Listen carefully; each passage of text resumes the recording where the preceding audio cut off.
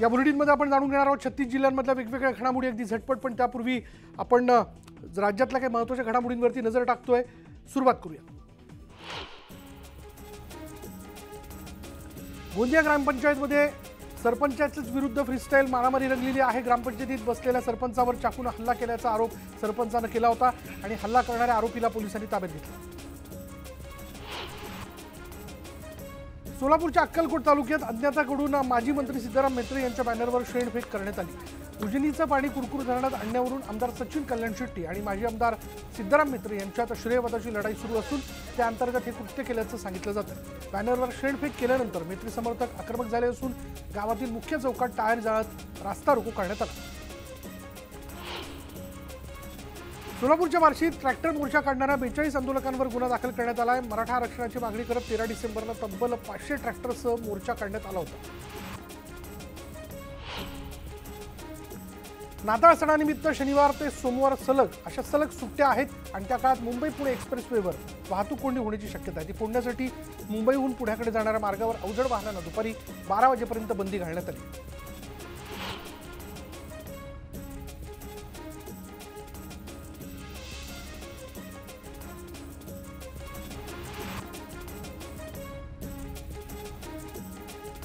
मुळशी तालुक्यात रस्त्याची दुरावस्था झाल्यानं वाहन चालकांचे मोठ्या प्रमाणात हाल होत आहेत। प्रशासनाच्या दुर्लक्षामुळे ग्रामस्थांनी रास्ता रोको आंदोलन केलं। तब्बल 1.5 तास रस्ता अडवल्यानं मोठ्या प्रमाणात वाहतूक कोंडी झाली। गुजरात राज्यातील काही ग्रामपंचायती महाराष्ट्रातील ग्रामपंचायतींमध्ये अतिक्रमण करत असल्याचा मुद्दा तापल्यानं आज डहाणूचे मार्क्सवादी कम्युनिस्ट पार्टीचे आमदार विनोद निकोले यांच्या अध्यक्षतेखाली डहाणू तहसील कार्यालयात बैठक पार पडली। नाताळ आणि नववर्षाच्या पार्श्वभूमीवर शिर्डीत भिक्षेकरूंची धरपकड करण्यात आली। धरपकड केलेल्या भिक्षेकरूंना जमा करून त्यांची परवानगी बेगर होममध्ये केली जाते। ऊसतोडणी आणि वाहतुकीच्या दरात वाढ न झाल्यास 25 डिसेंबरपासून ऊसतोडणी आणि वाहतूक बंद करू असा इशारा ऊसतोड आणि वाहतूक संघटनांनी दिला। दरम्यान ऊसतोड वाहतूकदार मुकादम यांनी ऊसतोडणीच्या भाववाढीसाठी संप सुरू केला। हिंगोलीच्या समगा गावामध्ये मराठा समाज बांधवांनी विकसित भारत संकल्प यात्रा हा चित्ररथ रोखला।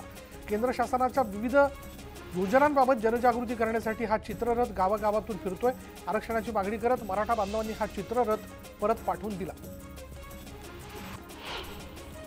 कोल्हापुरात नियमित कचरा उचलला जात नसल्यानं रामानंद नगर परिसरातील नागरिकांनी रास्ता रोको आंदोलन केलं। यावेळी मी कचरा खातो अशा आशयाचे फलक लावत प्रशासनाचा निषेध केला। दारुड्या शब्दावर बंदी आणा आणि 31 डिसेंबर मद्यप्रेमींचा दिवस घोषित करा अशी मागणी जी ती कर्नाटक मद्यप्रेमी संघर्ष समितीने केली। कर्नाटक अधिवेशनात त्यांनी ही मागणी मांडली। मद्य विक्रीतून येणाऱ्या नफ्यातून 10% अनुदान मंजूर करून मद्यपींसाठी विशेष भवनाची उभारणी करा अशी मागणी करण्यात आली। छत्तीसगडमध्ये माओवाद्यांनी धुडगूस घातला। विजापूर जिल्ह्यात रात्री उशिरा विजापूरकडून बारसागुडाला जाणाऱ्या बसमधून प्रवाशांना खाली उतरून बस जाळल्या। रात्री उशिरापर्यंत हा पूर्ण मार्ग बंद असल्यानं आजूबाजूच्या परिसरात भीतीचं वातावरण निर्माण झालं। आज माओवाद्यांनी भारत बंदचं आवाहन केलं। अलीकडेच माओवाद्यांनी केलेल्या हिंसक घटनांच्या पार्श्वभूमीवर अतिसंवेदनशील भागात पोलिसांचं विशेष कुंभिंग ऑपरेशन सुरू आहे आणि त्याच पार्श्वभूमीवर गडचिरोली पोलीस सतर्क झाले। सांगलीत वयोवृद्ध दाम्पत्याला कोरोनाची लागण झाली। ताप खोकला अशी लक्षणं असल्यानं त्याची चाचणी करण्यात आली। सांगलीतही कोरोनाचे रुग्ण पुन्हा आढळल्यानं आरोग्य प्रशासन सतर्क झाले। राज्यातील धरणांमधला पाणीसाठा 65% घसरल्यानं पाणी संकट ओढावलंय। कमी पावसामुळे 2994 धरणांमधील पाणीसाठा 86%वरून गुरुवारपर्यंत 65% कमी झाला।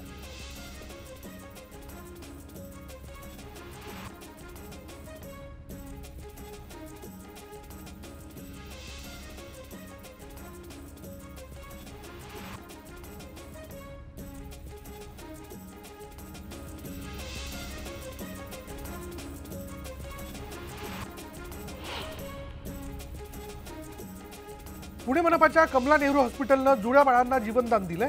7व्या महिन्यात जन्मलेली प्रीमॅच्युअर बाळं जन्मल्यापासून व्हेंटिलेटरवर होती। बाळांचे पालक गरीब असल्यानं या रुग्णालयानं तब्बल महिनाभर त्यांचा मोफत उपचार करून त्यांना वाचवलं। पुण्यातील 72 गावं दरड परवण म्हणून घोषित करण्यात आली। दरड परवण गावांसाठी 68 कोटींचा प्रस्ताव जिल्हा प्रशासनानं राज्य सरकारच्या उच्चाधिकारी समितीकडे पाठवलेला आहे. उपाययोजना करण्यासाठी जिल्हा प्रशासनानं निधी द्यावा अशी मागणी करण्यात आली. मागील एका आठवड्यात पुण्यात पीएमपीच्या 334 बस ब्रेकडाऊन झाल्यात. ब्रेकडाऊनच्या घटनेत वाढ होत असल्यानं त्याचा फटका सामान्य प्रवाशांना बसताना दिसतोय.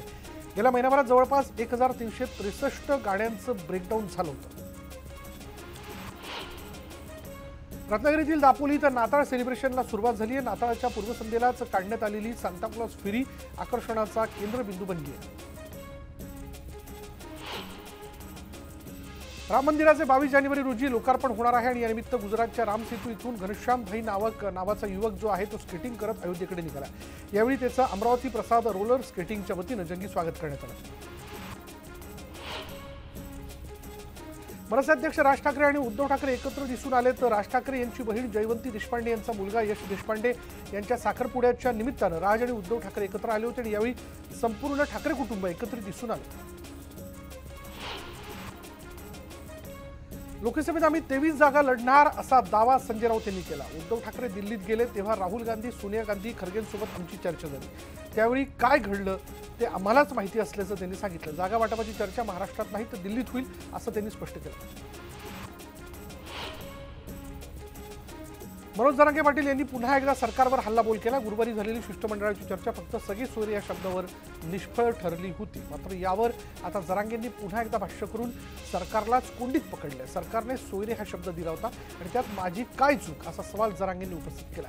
सर्व दुसरीकडे मनोज जरांगे पाटील 24 डिसेंबरच्या डेडलाईनवरती ठाम आहेत आणि सरकारने थोडं संयमाने घ्यावं. आमचं आंदोलन शांततेत होणार असल्याचंही जरांगेंनी स्पष्ट केलं. बीडमध्ये उद्या जरांगेंची इशारा सभा होणार आहे आणि या सभेची पूर्ण तयारी झाली असून 200 जेसीबींद्वारे जरांगेंवर फुलांची उधळण करण्यात आली. मनोज जरांगे पाटील आणि छगन भुजबळांमध्ये पुन्हा एकदा जुंपली आहे. छगन भुजबळांनी मनोज जरांगे पाटलांवर उपहासात्मक टीका केली आहे. जरांगेंच्या डोक्यात अभिनव कल्पना येत असतात, त्यांना देवही घाबरत असे असा टोला त्यांनी लगावला. दुसरीकडे जरांगेंनी नाही तर सरकारनंच जरांगेंना वेठीस धरत असल्याची खोचक टीका त्यांनी केली. सरकारने जरांगेंच्या मागण्या मान्य केल्या पाहिजेत. हवं तर कायदे बदला पण मराठ्यांना आरक्षण द्या अशी मागणी जी त्यांनी केली. ओबीसी आरक्षणाला धक्का न लागता मराठा समाजाला आरक्षण मिळावं अशी सर्वांचीच भूमिका आहे. जरांगेंच्या उपोषण आणि आंदोलनामुळे मराठा समाजाला कुणबी प्रमाणपत्र मिळालं. त्यामुळे दोघांनी हे प्रकरण जास्त न ताणता दोन्ही समाजांचं कसं भलं होईल हे पाहावं असं वक्तव्य हसन मुश्रीफ यांनी केलं. सध्या राजकारणात तत्वनिष्ठता राहिलेली नाही. हल्ली कुठली व्यक्ती कधी कुठल्या पक्षात जाईल याची काही शाश्वतीच नाही. सध्या सगळेच संधी साधू आहेत अशा शब्दात नितीन गडकरी यांनी टिप्पणी केली. हे असंच सुरू राहिलं तर लोकशाही व्यवस्थेवरचा लोकांचा विश्वास उडेल अशी भीती त्यांनी व्यक्त केली. सातारा जिल्हा परिषद मैदानावर इंडस्ट्रियल एक्स्पो 2023चं उद्घाटन पालकमंत्री शंभूराज देसाई आणि आमदार शिवेंद्रराजे भोसले यांच्या उपस्थितीत पार पडलं. यावेळी एक्स्पोमध्ये असणाऱ्या इंडस्ट्रियल स्टॉलची पाहणी करून माहिती घेतली आणि या पाहणी दरम्यान एका स्टॉलवर ट्रॅक्टरची पाहणी करत असताना मंत्री शंभूराज देसाई स्वतः ड्रायव्हर सीटवर बसून स्टेरिंग हाती घेतली आणि भाजपचे आमदार शिवेंद्रराजे भोसले यांना बाजूला असणाऱ्या सीटवर बसवलं. नागपूर जिल्हा मध्यवर्ती सहकारी बँकेच्या 150 कोटी रुपयांच्या घोटाळा प्रकरणी काँग्रेस नेते सुनील केदार यांना दोषी ठरवण्यात आले. कोर्टानं सुनील केदार, केतन शेठ, अशोक चौधरी या तिघांचा आणखी 3 रोखे दलाल अशा एकूण 6 जणांना दोषी ठरवलं आहे तर इतर 3घांना निर्दोष जाहीर केलं. कुणाच्याही आरक्षणाला धक्का न लागता आणि कुणाचंही आरक्षण न काढता आरक्षण देऊ, कोणाच्याही आरक्षणाला धक्का लागणार नाही. सरकार अपेक्षित असंच काम करतंय असं वक्तव्य दादा भुसे यांनी केलं. सुधाकर बडगुजर यांची नाशिक अँटी करप्शन कार्यालयात चौकशी सुरू आहे. नाशिक महानगरपालिकेत नगरसेवक असताना स्वतःच्याच कंपनीला कंत्राट दिल्याचा आरोप बडगुजर यांच्यावरती आहे. जोपर्यंत मोका आहे तोपर्यंत सोबत या, नंतर आमच्याकडे रडत यायचं नाही अशी ऑफर सुजात आंबेडकर यांनी काँग्रेसला दिली आहे. नांदेड जिल्ह्यातील लोहा इथं आयोजित निर्धार मेळाव्यात ते बोलत होते. आगामी लोकसभा आणि विधानसभा निवडणुका या महायुतीच्या माध्यमातून लढवल्या जातील असं भाजपच्या प्रमोद जठार यांनी म्हटलंय. तर खासदार विनायक राऊत यांनी 2 पिढ्यांचं नुकसान केलं. गेल्या 10 वर्षात एकाही तरुणाला ते रोजगार देऊ शकले नाहीत अशी टीका प्रमोद जठार यांनी केली. तब्बल पावणे 2 तास एसीबी कडून सुधाकर बडगुजर यांची चौकशी करण्यात आली। आणखी काही प्रश्नांची उत्तरे मिळण्यासाठी 10 जानेवारीला सुधाकर बडगुजर यांना पुन्हा चौकशीला हजर राहण्याचे आदेश देण्यात आले।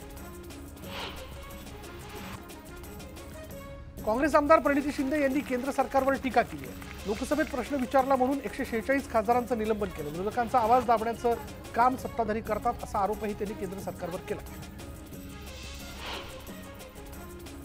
संसदेतील खासदार निलंबन प्रकरणाचे पडसाद सांगलीतही उमटले। जिल्हा काँग्रेसच्या वतीनं भाजप सरकार विरोधात आंदोलन करण्यात आलं। जिल्हाधिकारी कार्यालयासमोर काँग्रेस पक्षाच्या वतीनं जोरदार निदर्शन करत केंद्र सरकार दडपशाही करत असल्याचा आरोप करण्यात आला। 142 खासदारांच्या निलंबनानंतर काँग्रेस पक्षाकडून मुंबईत भाजप विरोधात निदर्शनं करण्यात येत आहेत। मुंबईतल्या डॉक्टर बाबासाहेब आंबेडकर चौकात वर्षा गायकवाड यांच्या नेतृत्वात आंदोलन करण्यात आलं। खासदारांच्या निलंबन प्रकरणी काँग्रेस आक्रमक झाली आहे। पुण्यात काँग्रेसच्या वतीनं केंद्र सरकार विरोधात आंदोलन करण्यात आलं। यावेळी पंतप्रधान मोदी यांच्यासह हिटलरचा फोटो छापत काँग्रेसनं आंदोलन केलं। छत्रपती संभाजीनगरमध्ये महाविकास आघाडीच्या वतीनं निदर्शनं करण्यात आलेली आहे। निदर्शनं आंदोलन करण्यात आलं। काँग्रेस संसदेच्या सुरक्षेवरून 143 खासदारांचं निलंबन केल्याच्या निषेधार्थ हे आंदोलन करण्यात आलं। यावेळी शिवसेना, काँग्रेस आणि राष्ट्रवादीचे कार्यकर्ते यामध्ये सहभागी झाले होते।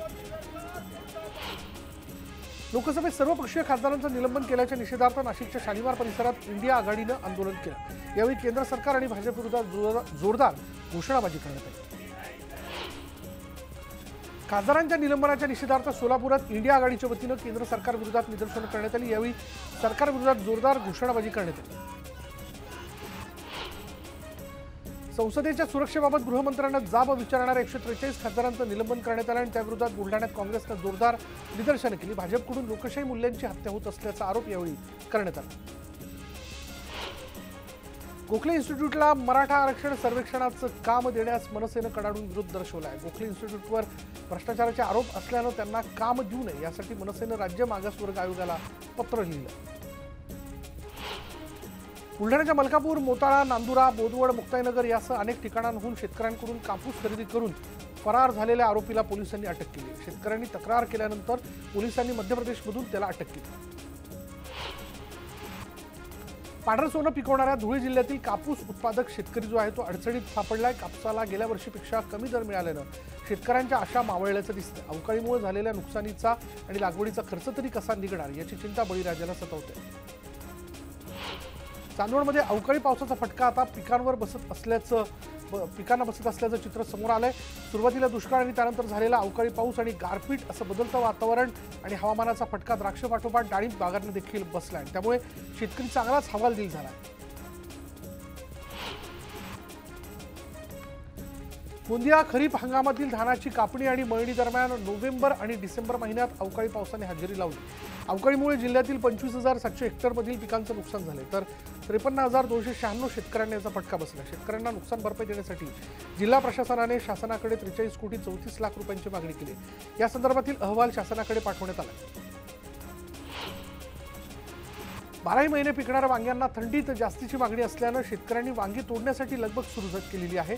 बाजारात गावरान वांग्यांची जास्तीत जास्त मागणी असल्यानं शेतकरी ही सुकावला। धाराशिवमध्ये दुष्काळी भागात हुरड्या पार्ट्या चांगल्याचं दिसतंय आणि रब्बी हंगामात ज्वारीचं पीक जोमानं आल्यानं शेताच्या बांधावर हुरडा पार्टीचा आनंद लुटला जातोय। ज्वारीला यंदा 60 रुपये किलोचा तर हुरड्याला 200 रुपयाचा भाव मिळाल्यानं शेतकरी सुखावले। 540 लाख रुपयांच्या नकली नोटा देऊन बाजारात चलनात आणण्याचं आमिष दाखवून कापड व्यावसायिकाची 17 लाखांची फसवणूक केल्याचा प्रकार वाशिममध्ये उघडकीस आला। या प्रकरणी आता बडनेरातील एका पोलीस कर्मचाऱ्यालाही आरोपी करण्यात आलं।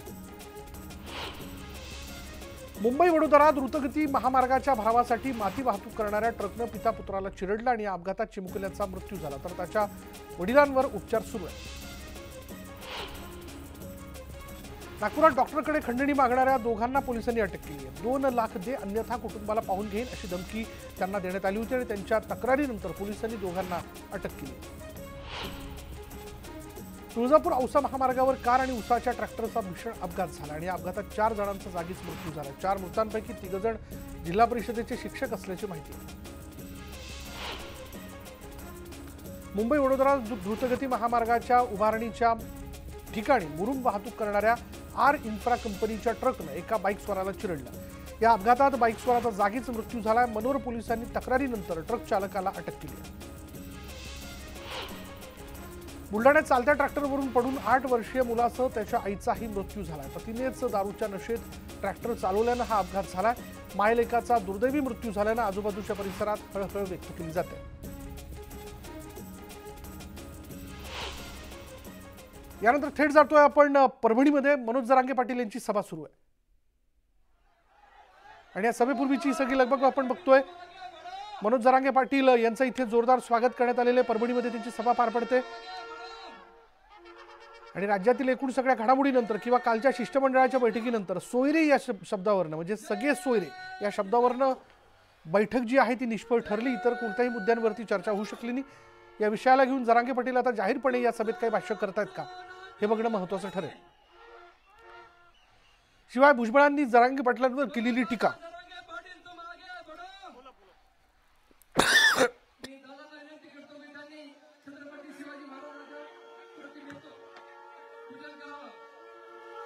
छत्रपती शिवाजी महाराज यांच्या प्रतिमेचं जीवन कार्याचं त्यांच्या विचारांचं त्यांच्या गणित कार्याचं या ठिकाणी पूजन होत आहे।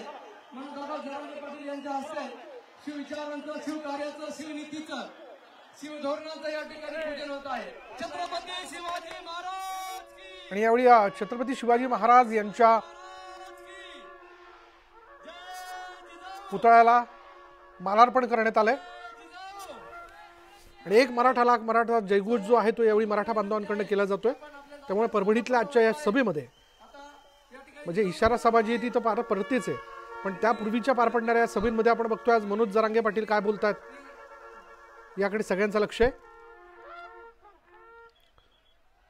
24 तारखेपर्यंत मराठा आरक्षणाचा मुद्दा जर सुटला नाही, कारण 24 तारखेपेक्षा अधिकचा वेळ देणार नाही, 1 तास अधिकचा देणार नाही असं मनोज जरांगे पाटलांनी म्हटलेलं आहे। आणि त्यानंतरचं जे काय आंदोलन आहे ते शांततेत केले जाईल असं देखील त्यांनी स्पष्टपणे सांगितलं।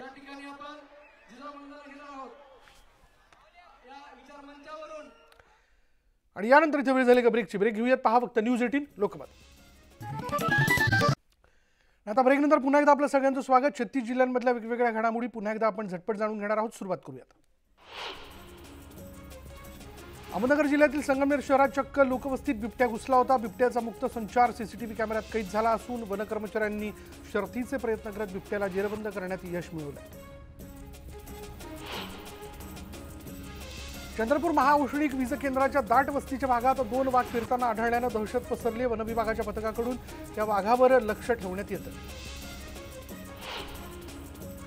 सारंगखेड्याच्या घोडे बाजारातील करोडो रुपयांचे घोडे नेहमीच चर्चेचा विषय असतात। उत्तर प्रदेशच्या बरेलीहून दाखल झालेली राधा घोडी सध्या बाजारात चर्चेचा विषय ठरली आहे। मारवाड जातीची ही घोडी सर्वात उंच असल्याचा दावा हिचे मालक करत असून तिची उंची 72 इंच इतकी आहे। आणि यानंतर या बुलेटिनमध्ये इथेच थांबणार आहोत। पहा फक्त न्यूज 18 लोकमत।